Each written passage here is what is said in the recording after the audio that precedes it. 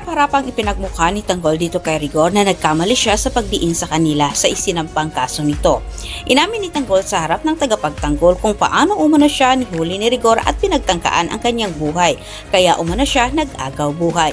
Dagdag pang sinabi ni Tanggol na kahit siya'y nakiusap umano kay Rigor na huwag umano siyang tirahin at susuko na siya ng matiwasay, sa walang pagdadalawang isip, itinuloy pa rin umano ni Rigor ang pagtira sa kanya, habang itong si Rigor naman ay pinakikinggan niya ang mga sinabi ni Tanggol sa korte ay hindi maipinta ang kanyang mukha at nanggagalaiti siya sa galit.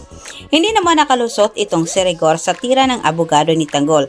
Sa paliwanag ni Rigor, nagtangka umano ng laban itong si Tanggol kahit nagawa umano niyang tirahin para iligtas din ang kanyang sarili.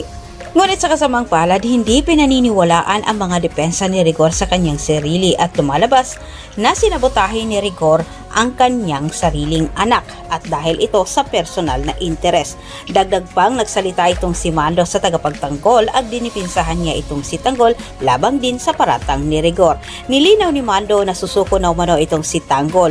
Ngunit dahil sa galit ni Rigor, dahil gumawa ng masama itong si Tanggol, nagawa niya itong tirahin ang sariling anak. Nagalit itong si Rigor habang tinitingnan niya itong si Mando. Hinatulan sila Tanggol ng not guilty. Habang itong si Rigor naman ay masyadong matulis ang titikan niya kay Tanggol, halos kainin niya ito. Pero si Tess hindi pa rin siya nakatiis at nalapitan niya ang kanyang anak kinakamusta.